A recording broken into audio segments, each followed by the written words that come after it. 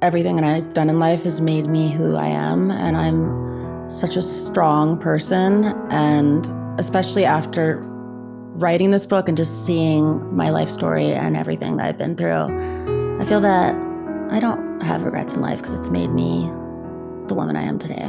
I think in the beginning I was just unexperienced in life, so I really didn't know, and I had been through so much in life, so I think I was just, after the trauma that I experienced as a teenager, I was not, I think in the right headspace to make decisions on being in a relationship. Like the first person I started a relationship with, I was not ready for that. And because of so many things that happened to me, my heart just had this huge wall around it for a very long time. And so many things that happened that it made me not trust anyone.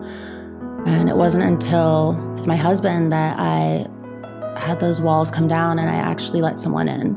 But that took me a very long time, just from so many life experiences that made me that way. Definitely everyone goes through that, and it took me a while. Just after what I had went through, my self-esteem was just destroyed from the things that were said to me and the abuse that I suffered when I was a teenager at these troubled teen schools. I don't even like to call them schools. And it wasn't until my documentary back in 2019 where I really started doing this just whole path of self-discovery and really just talking about so many things I had never told anyone. And then with now my book, that was the second part of it, because I wasn't even ready at that point to open up in ways I did. But I've just grown so much in the past couple of years, and then getting married with my husband, it's just, my life has completely changed. And now really just turning my pain into a purpose and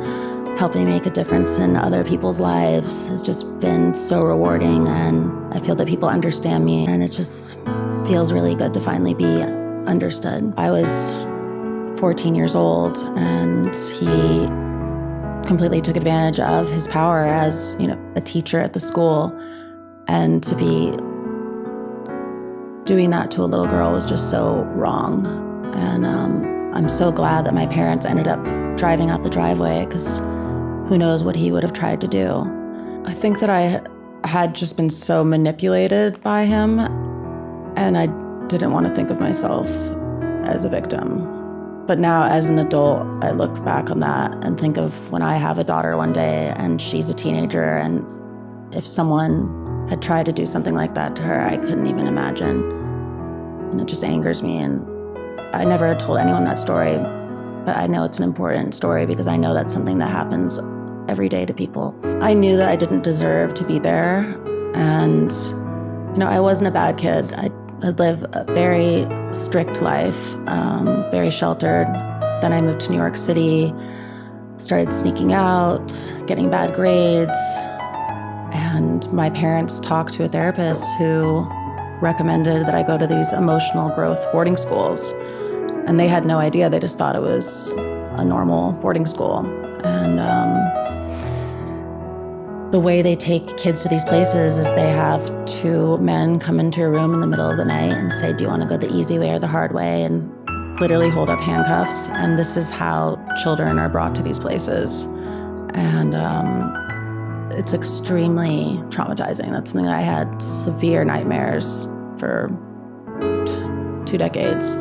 It wasn't until my documentary and all the advocacy work that I've been doing that those nightmares have finally went away.